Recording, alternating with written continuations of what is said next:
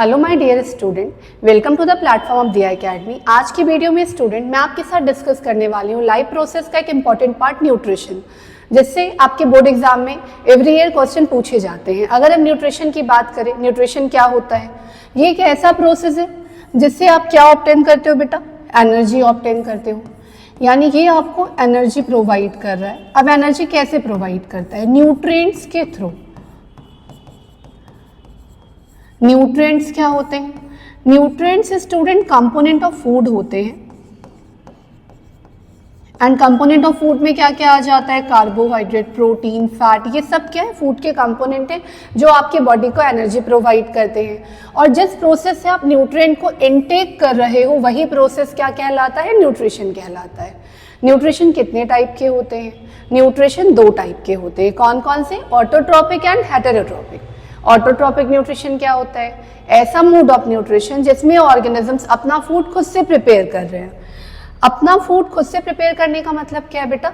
कि अपना food inorganic raw material का यूज करके ग्रीन प्लांट अपना फूड प्रिपेयर करते हैं।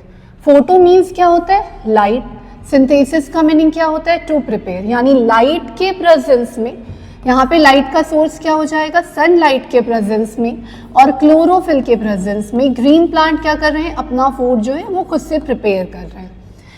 यहाँ पे जो आपके मेजर रिएक्टेंट है जिसका हेल्प लेते हैं ये फूड प्रिपेयर करने में, वो कौन कौन से होते हैं? Carbon dioxide and water. जब कार्बन डाइऑक्साइड एंड वाटर आपस में रिएक्ट करते हैं तो उससे क्या बनता है? Glucose, water and oxygen release हो जाता है। तो बेसिकली फोटोसिंथेसिस एक ऐसा प्रोसेस है जिसमें ग्रीन प्लांट अपना फूड प्रिपेयर कर रहे हैं carbon dioxide, water, chlorophyll, sunlight का यूज करके। अब अगर हम बात करें तो कौन कौन से इवेंट्स होते हैं फोटोसिंथेसिस में, जो हर साल बोर्ड में आपके क्वेश्चन पूछा जाता है, क्या क्या होता है, मेजर कौन कौन से इवेंट फोटोसिंथेसिस में होते हैं? तो बेसिकली सबसे पहले इसमें एब्जॉर्प्शन होता है। एब्जॉर्प्शन किसका? लाइट एनर्जी का। अब लाइट एनर्जी का एब्जॉर्प्शन कैसे होगा? मान लो बेटा बेसिकली लाइट एनर्जी कहाँ फॉल करता है? लीफ पे। लीफ के पास जब लाइट एनर्जी यानी सन की जो सोलर रेडिएशन है ये जब फॉल करती है तो इसकी वजह से ये लाइट एनर्जी का क्या करते हैं? एब्जॉर्प्शन करते हैं। अब इसके बाद ये जो लाइट एनर्जी है इनका कन्वर्जन हो जाता है केमिकल एनर्जी में, ये केमिकल एनर्जी में कन्वर्ट हो जाते हैं। और नेक्स्ट स्टेप में क्या होता है बेटा? जब सनलाइट से ये लाइट एनर्जी केमिकल एनर्जी में कन्वर्ट हो गई तो ये इसके ऊपर जो टीनी पोर्स होते हैं इसके हेल्प से ये कार्बन डाइऑक्साइड का इंटेक करते हैं। और कार्बन डाइऑक्साइड के हेल्प से ये बेसिकली क्या करते हैं? कार्बोहाइड्रेट का फॉर्मेशन। किस तरीके से? यानी CO2 का रिडक्शन होता है। CO2 के रिडक्शन की वजह से कार्बोहाइड्रेट का फॉर्मेशन होता है। तो बेसिकली फोटोसिंथेसिस में क्या क्या इवेंट्स हो रहे हैं? एब्जॉर्प्शन हो रहा है लाइट एनर्जी का, नेक्स्ट लाइट एनर्जी कन्वर्ट हो जा रही है केमिकल एनर्जी में, एंड कार्बन डाइऑक्साइड का रिडक्शन हो रहा है जिससे कार्बोहाइड्रेट का फॉर्मेशन हो रहा है। अब अगर हम बात करें तो अभी मैंने आपको बताया ना कि जो ग्रीन लीफ होता है उसके ऊपर एक टीनी पोर्स होता है। बेसिकली ये टीनी पोर्स क्या होते हैं? इस टीनी पोर्स को हम स्टोमेटा कहते हैं। स्टोमेटा गैसियस एक्सचेंज में, ट्रांसपिरेशन में, इन सारे प्रोसेस में हेल्प करते हैं। स्टोमेटा के बाहर एक सेल प्रेजेंट होता है जिसे गार्ड सेल कहा जाता है और गार्ड सेल की ही हेल्प से स्टोमेटा का ओपनिंग एंड क्लोजिंग होता है, जो कि आपके बोर्ड में हर साल क्वेश्चन पूछा जाता है कि स्टोमेटा क्या है। तो स्टोमेटा एक टीनी पोर है। ओपनिंग एंड क्लोजिंग पे भी एक क्वेश्चन रहते हैं कि स्टोमेटा किस तरीके से ओपन एंड क्लोज होता है। जब स्टोमेटा के अंदर वाटर आता है तो स्टोमेटा स्वेल अप हो जाता है और स्वेल अप होने की वजह से स्टोमेटा ओपन हो जाता है। और जब वाटर बाहर निकल जाता है तो वो श्रिंक कर जाता है जिसके हेल्प से वो क्लोज हो जाता है। यानी कि वाटर के आने और जाने की वजह से तुम्हारा स्टोमेटा क्या हो रहा है? ओपन एंड क्लोज हो रहा है। यानी वाटर के मूवमेंट्स की वजह से स्टोमेटा में हम क्या देखते हैं?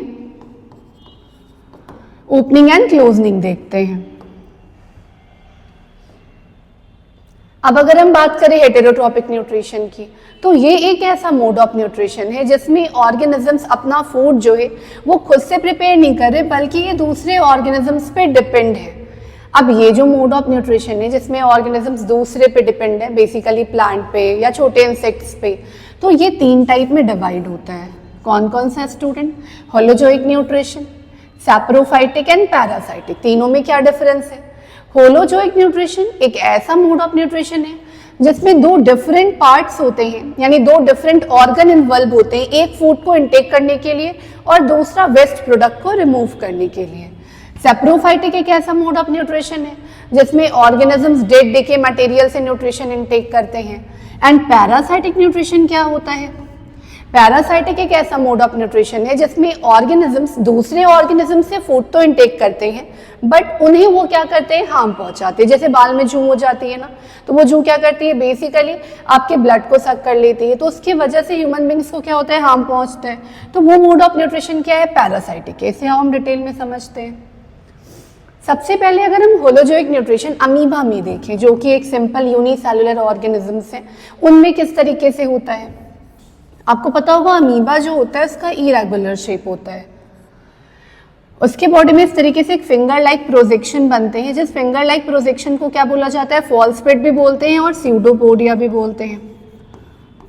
स्यूडोपोडिया की हेल्प से वो क्या करते हैं बेटा, फूड को इनटेक करते हैं। फूड का इनटेक होना मतलब क्या हुआ, इंजेशन, यानी उन्होंने फूड का क्या किया, फूड पार्टिकल का इंजेशन किया स्यूडोपोडिया से, फॉल्स पेट से। अब ये स्यूडोपोडिया के हेल्प से जब ये फूड अंदर की तरफ जाता है तो यहाँ पे एक फूड वैक्यूल का फॉर्मेशन हो जाता है। नेक्स्ट स्टेप में इंजेशन के बाद ये क्या करेंगे, फूड का डाइजेशन करेंगे, यानी अब ये फूड क्या होगा, डाइजेस्ट हो जाएगा। अब डाइजेस्टेड फूड जो होते हैं वो क्या हो जाते हैं, इनके बॉडी में एब्जॉर्ब होते हैं, क्योंकि इनके बॉडी को एनर्जी प्रोवाइड करनी है। एब्जॉर्प्शन के बाद क्या होता है बेटा, एसिमिलेशन। एसिमिलेशन का मतलब क्या है, जो एब्जॉर्ब फूड है उससे एनर्जी रिलीज होगी एंड देन जो वेस्ट प्रोडक्ट है फिर वो बॉडी से क्या हो जाएगा, बाहर हो जाएगा, यानी उसका इजेशन होगा। सबसे पहले उन्होंने फूड पार्टिकल को इनटेक किया, देन फूड वैक्यूल का फॉर्मेशन हुआ, उसके बाद जब वो फूड पार्टिकल बॉडी के अंदर एब्जॉर्ब हो गए, एनर्जी रिलीज हुई, तो फिर वो वेस्ट प्रोडक्ट स्यूडोपोडिया के हेल्प से क्या हो गए, बॉडी से एलिमिनेट आउट हो गए, यानी इजेशन हो गया। तो इस तरीके से अमीबा में न्यूट्रिशन के प्रोसेस होते हैं। अब अगर हम बात करें ह्यूमन डाइजेस्टिव सिस्टम के बारे में, ह्यूमन डाइजेस्टिव सिस्टम के बारे में तो आपको पता होगा कि एक बेसिकली यहाँ पे क्या होता है, ह्यूमन बींग्स के अंदर जो डाइजेशन का प्रोसेस है वो माउथ से स्टार्ट होता है और माउथ से एनस तक एक लॉन्ग ट्यूब है जिसे एलिमेंट्री कैनाल कहा जाता है। अब ये एलिमेंट्री कैनाल में डिफरेंट पार्ट्स होते हैं, जैसे कि माउथ के बाद ईसोफेगस, ईसोफेगस के बाद आपका stomach, then small intestine, large intestine. अलग अलग पार्ट में डाइजेशन के प्रोसेस भी अलग अलग होते हैं बेटा। जैसे कि अगर हम बेसिकली माउथ की बात करें तो माउथ में टीथ एंड जो टंग होते हैं वो हेल्प करते हैं फूड के च्यूइंग में। टीथ के हेल्प से आप फूड को क्या करते हो, च्यू करते हो। जब फूड आपका प्रॉपर च्यू हो जाता है तो टंग के हेल्प से आप क्या करते हो, जो सलाइवा रिलीज हो रहा है उसके साथ फूड को मिक्स कर देते हो, यानी सलाइवा के आने से आपका फूड जो है वो क्या हो जाता है, सॉफ्ट हो जाता है और ये सॉफ्ट फूड जो है अब फूड पाइप के अंदर जाता है। अब यहाँ कॉन्ट्रैक्शन एंड रिलैक्सेशन होता है। कॉन्ट्रैक्शन रिलैक्सेशन के प्रोसेस को आप क्या बोलते हो, पेरिस्टाल्टिक मूवमेंट, जिसके हेल्प से फूड कहाँ चला जाता है, आपके स्टमक में, और स्टमक में डाइजेस्टिव ग्लैंड होते हैं जो फूड के डाइजेशन में हेल्प करते हैं। यहाँ बेसिकली हम बात करने वाले हैं कि कौन से पॉइंट ज़्यादा इंपॉर्टेंट है जो एग्जाम में आने वाले हैं। अगर डाइजेस्टिव सिस्टम में हम बात करें तो डाइजेशन का पूरा प्रोसेस मैंने समझा रखा है, आप दूसरे प्रीवियस वीडियो में जाके आप चेक कर सकते हो। यहाँ पे मैं बताऊंगी कि डाइजेस्टिव सिस्टम के कौन से इंपॉर्टेंट पार्ट है जहाँ से क्वेश्चन आएंगे। Basically digestive enzyme, digestive enzyme कौन कौन से, सबसे पहले अगर हम सलिवरी अमाइलेज की बात करें जो कि सलाइवा में प्रेजेंट होता है, ये सलाइवरी अमाइलेज क्या करता है, बैक्टीरिया को कील करने में हेल्प करता है, आपके फूड को मॉइस्ट करता है, साथ में इसके हेल्प से कार्बोहाइड्रेट का भी डाइजेशन होता है। नेक्स्ट हम HCl की बात करें, हाइड्रोक्लोरिक एसिड, ये हमारे फूड के मीडियम को चेंज करता है, उसे एसिडिक बनाता है। तो एसिडिक मीडियम बनने की वजह से आपके फूड के अंदर जितने भी बैक्टीरिया हैं वो कील हो जाते हैं। एंड देन साथ में हमारे स्टमक में ना पेप्सिन प्रेजेंट होता है जो कि इनएक्टिव फॉर्म में होता है, इसे एक्टिवेट करने में भी हाइड्रोक्लोरिक एसिड हेल्प करता है। देन प्रोटीन का भी डाइजेशन हो जाता है। तो यानी स्टमक के अंदर जो फूड का डाइजेशन हो रहा है वो इनकम्प्लीट है, कंप्लीटली फूड डाइजेस्ट नहीं हुए हैं। अब ये फूड पार्टिकल कहाँ जाते हैं, आपके स्मॉल इंटेस्टाइन में कंप्लीट डाइजेशन में, तो वहाँ पे डिफरेंट एंजाइम प्रेजेंट होते हैं जो कि फूड के डाइजेशन में हेल्प करते हैं। वहाँ पे दो सिक्रेशन आता है, एक लीवर से बाइल जूस आता है एंड पैनक्रियास से पैनक्रेटिक जूस।